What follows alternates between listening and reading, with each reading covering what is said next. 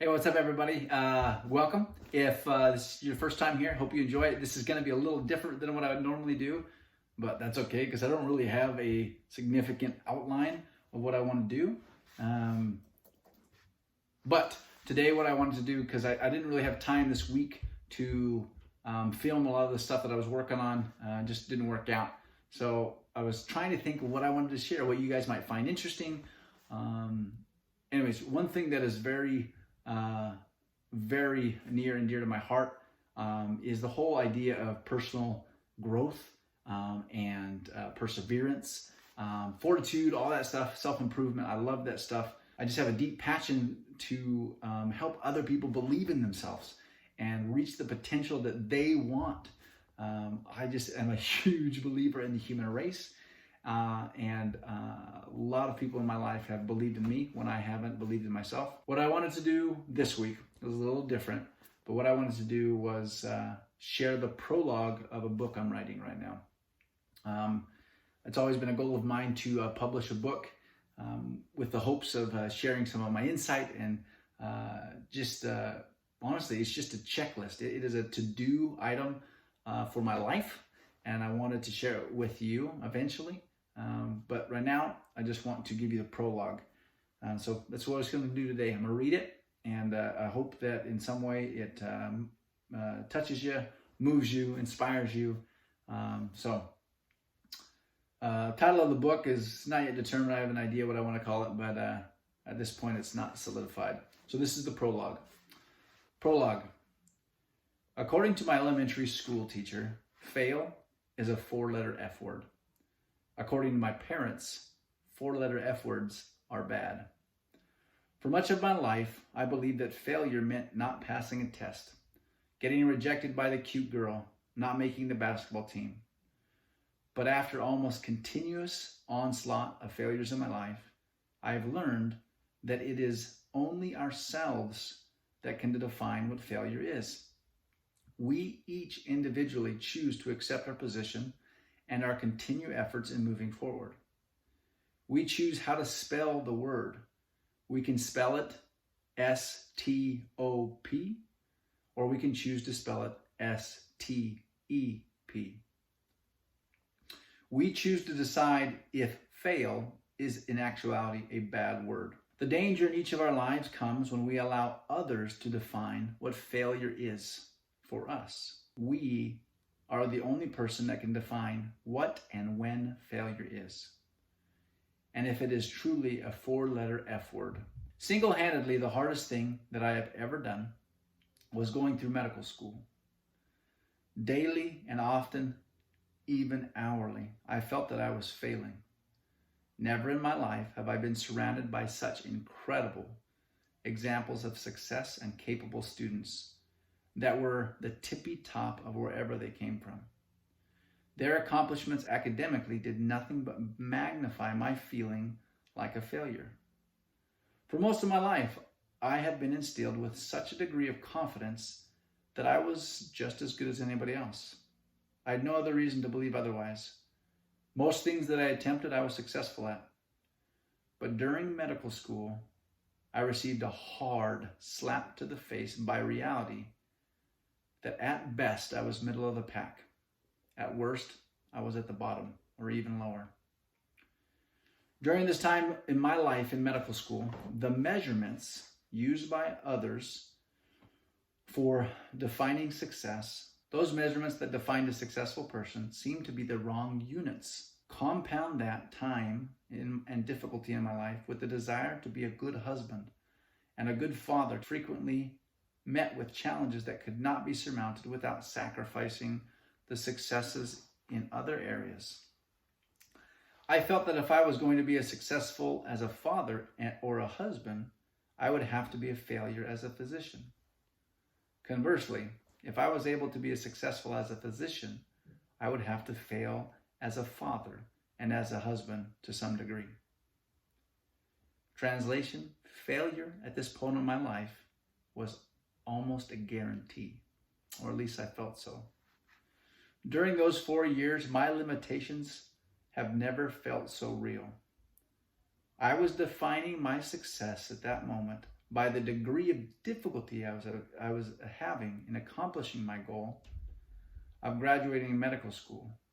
In my mind, I was failing in almost every imaginable way. To be honest, during this time, in many areas of my life, because I was being pulled in so many directions, I'd kind of given up on meeting any idea that I had in my mind of success.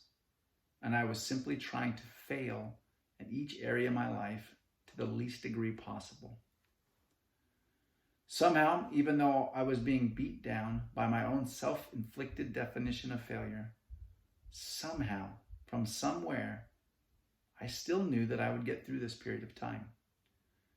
By almost some miraculous way, I believed and knew I would get through it. I think in part it was because I believed that although I was not meeting the benchmarks of those around me, I was exceeding every benchmark I have ever imagined for myself. This deep-seated trust in myself was there because my entire life I've been surrounded by people that have believed in me.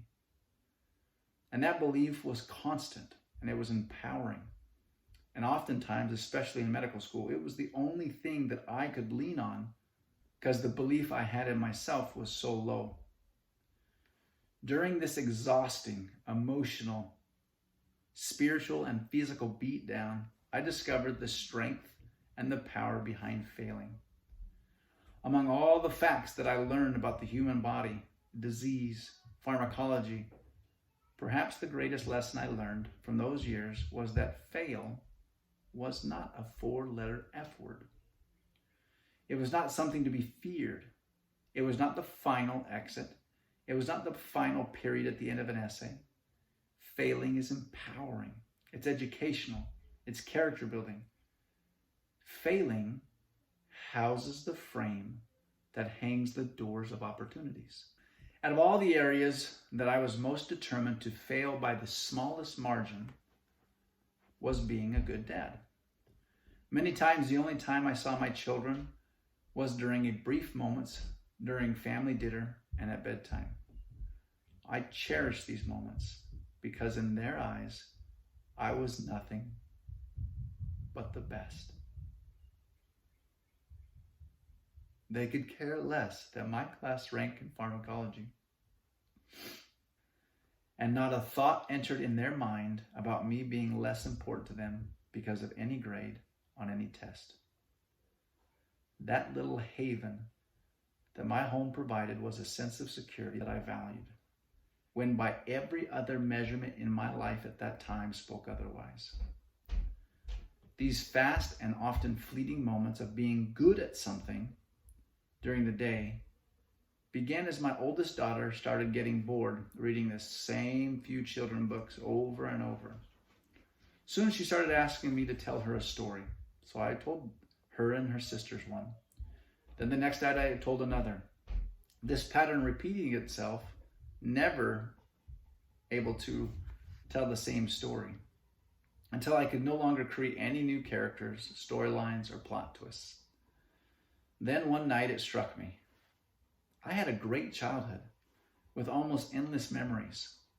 I thought at the very least I could tell her those, and that might kill a few months. We affectionately began calling these stories Little Boy Darren stories.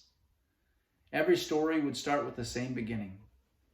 Very soon my girls learned it and knew it by heart and would say it in unison with me. It melted me every time. They would say, as I started each story, "Once upon a time, there was a little boy named Darren who loved to run and jump and play." I would then tell the story of some memory of my childhood. Some were funny, some were sad, and some were downright painful.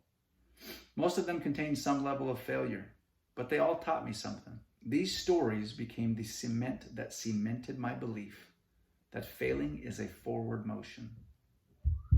It is an attitude of accepting the results of your efforts and using them to benefit your future. Through these stories and telling my daughters, I got to lace this theme of failure through the Little Boy Darren stories. As time went on and my little family grew and they got a bit older, this became part of our family culture. Each night I got to tell these stories to all 4 of my beautiful young daughters. As I began telling my daughters these tales of adventure and or misfortune, I was quickly reminded and amazed at how much my childhood taught me. I couldn't believe how many mistakes I made, how many slip-ups and poor choices littered these nighttime stories. Failure was a big part of my life from the very beginning. What I was experiencing in medical school was no different than the disappointments in little boy Darren's childhood. A 13-year-old boy being told no when he asks his crush to a dance shares the same feeling of cutting rejection as a 23-year-old man being told no in 31 letters that he was not accepted into any of the 31 medical schools. That boyhood crush was his world. It was everything his emotion was wrapped up in. And at that next step in his life, so was getting into medical school. I have been failing my entire life. The more stories I told, the more grateful I was for such a life full of failures. Each story became an opportunity to share with my daughters a personal life-learned lesson. An anthem that fail is not an F word developed. Each night I was able to tell them that we can either stop when we fail, or we can use that failure as a step. As my children have grown and have heard countless recounting stories of my life, they have come to learn that their dad is a failure. And I honestly cannot be more proud that they know that. I hope that they become failures too.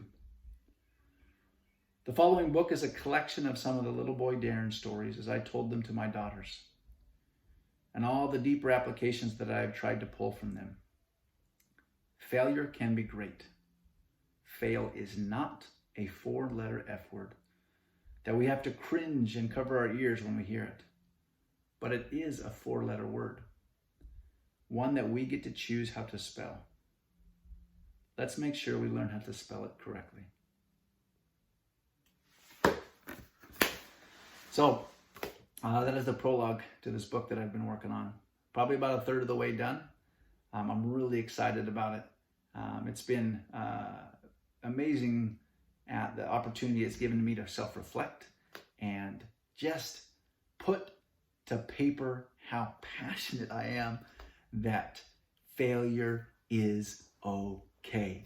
I recently watched the movie Meet the Robinsons, and the main character, he tries to repair this machine, and it goes berserk and squirts peanut butter and jelly everywhere, and he cringes and he starts apologizing and he says, "I'm sorry."